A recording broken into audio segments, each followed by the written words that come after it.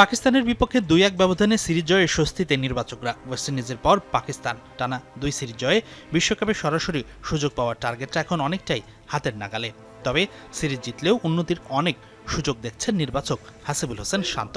বিশেষ করে স্লক over batting ভাবাচ্ছে জাতীয় দলের সাবেক এই ক্রিকেটারকে। কন্টিনিউ যে একটা পিছের দিকে রান দিবে সেরকম কনফিডেন্স ব্যাটসম্যান নাই, যেটা রেশাদের কাছে আমরা আশা করেছিলাম। যাই হোক, রেশাদ হয়তো অফ ফর্মে আছে, আশা করি রেশাদ এবং এখানে আসলে মিরাজ, আবিব হোসেন, ধ্রুব, এই দুজনকে অনেক কাজ করতে হবে আমার কাছে মনে হয়। যদি তারা মিরাজ তো ক্যাপ্টেন আছেন, তারপরে বলবো যে নিজেদের টিকে থাকতে হলে এই জায়গাটায় তাদেরকে আরও ইমপ্রুভ করতে হবে। প্রথম ম্যাচে 5 পরের 2 ম্যাচে আরও 3টি উইকেট, মোট 8 উইকেট নিয়ে বাংলাদেশ পাকিস্তান সিরিজে যৌথভাবে টুর্নামেন্ট সেরার পুরস্কার পেয়েছেন নাহিদ রানা। কিন্তু এই পেসারের বেশ কিছু সমস্যাও ধরা পড়েছে শান্তর চোখে। দক্ষিণ আফ্রিকা বিশ্বকাপে জায়গা পেতে উন্নতির তাগিদ দিলেন এই নির্বাচক। আমার কাছে মনে হচ্ছে যে লাইন লেনটা আরেকটু বেটার করতে হবে।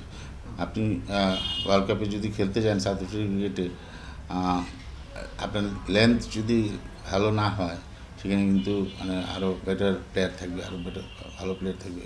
ওই বলগুলি কিন্তু, যে বলগুলিতে পাকিস্তানের 4টা নতুন প্লেয়ার ছিল, যে বলগুলিতে আউট হয়েছে এগুলো কিন্তু ভালো প্লেয়ার আমার মনে হয় যে বাউন্ডারি হয়ে যেতে পারে।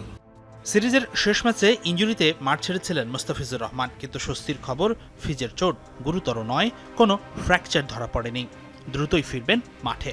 তবে আরেক পেসার তাসকিন আহমেদ ভালো বোলিং করেছেন সিরিজ জুড়ে, নেই ইনজুরি সমস্যা। তবে বিশ্বকাপের কথা মাথায় রেখে তাসকিনের ফিটনেসে উন্নতির পরামর্শ দিলেন শান্ত। আপনি যেভাবে মনে করেছিলাম আসলে সেখান থেকে সেফ আর কি, একটা হাত দিতে সমস্যা হয়নি।